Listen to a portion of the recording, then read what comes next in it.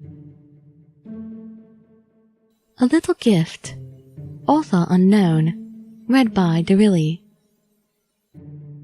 Before I begin to relay the details of this ritual, I should probably explain that you need to be in a certain state of mind for it to work. I'm sure a lot of you out there will know what I mean, even though I am not the best person to explain human emotions. It's a kind of churning, constant emptiness. A feeling that, although you have no desire to die, life simply takes too long, and you would rather have another option. It is very important that you feel this way when undertaking the ritual, because another option is exactly what will give you. The details are as follows. I have tried to make it as simple as possible, and to cut down on the cryptic rubbish that my contemporaries often include in these things, but you need to appreciate how hard that is. We don't live by constants as you do. We live by symbolism and meaning. Bread does not sustain us, but the idea of bread makes a very good meal indeed. Still, enough talk. Even if you did want to hear about me, I wouldn't be able to explain it. Apologies for this also. If you're not a resident of the United Kingdom, you have a little traveling to do. The new world doesn't interest us as much as the old ones, and this isn't going to be as convenient as finding any old hospital or halfway house. You will travel to Suffolk, England, and find a public house called the Queen's Head on the crossroads of 4 villages: Southwold, Alderburgh, Dunwich, and Walberswick. They've all been well noted by history, though not necessarily in history books. Anyhow, once there, visit the place during the hours of 11 p.m. to 1 a.m. and take a good look around the pub itself without going inside. The crossroads is a simple one. 4 towns lie in 4 different directions, though new roads may not reflect that accurately. Take a compass with you. Take 10 steps toward each town, then 10 steps back to your original location.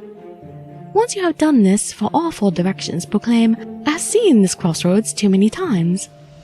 Once said, step into the pub. It should look much as it did in my time, which may well be a shock to you. Don't worry, you can turn around and leave right at that moment, if you so wish. Go back to your life and read these stories from the safety of your computer screen. If you do decide, however, to continue this course of action, then go to the bar and ask for a glass of the House Malefic. The barman will give you a glass of red wine and accept no payment. Now drink it, and you are exactly halfway to where you want to be. Good. Once it's gone, he will tell you that you had enough and ask you to leave. Do as he says, for though he is a good friend of mine, he is a spiteful man with an old crow for a wife, and he delights in an excuse for a fight. When you leave, you will find a large black horse outside. Mount it is yours. A little gift from me to you, in gratitude for the tasks you've performed so far. The wine will have warmed you a little, I hope, for you have a long ride. It doesn't matter in which direction you travel. It never did. The roads will be old now, and possibly so, perhaps, and a dense fog will cover the tracks.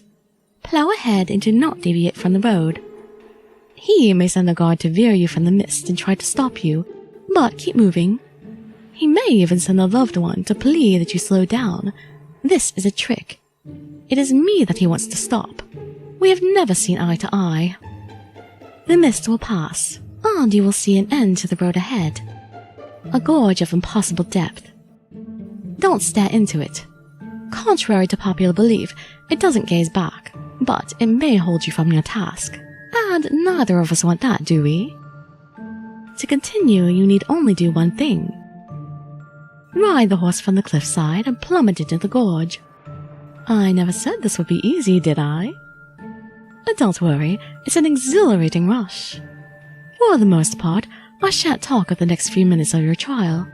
It would be improper after all.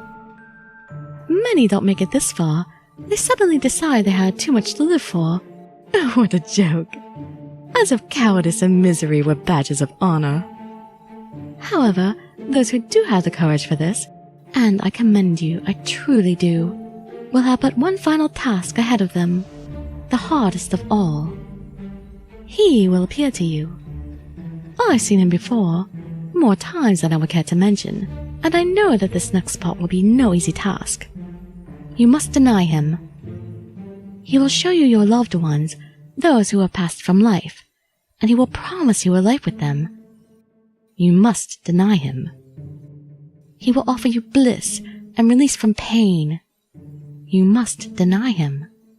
Finally, he will offer his friendship and his regard. Deny him! His words are false, and you will find no succor with him. Finally, he will leave. Good. And we will be alone. Now for your gift, the reward for your efforts. No problem to a being like me. I will touch you upon the forehead, once, and you will awake in a bed you find most comfortable. From this point on, you will be possessed of an irresistible charisma, and disease will never trouble you. No wound will harm you, and no argument will sway you. You'll be one of my children, and you will recognize others I have dealt with by the black fingerprint on their forehead. The only catch? There isn't one. I'm not like him. I don't deal in punishments. I reward my children.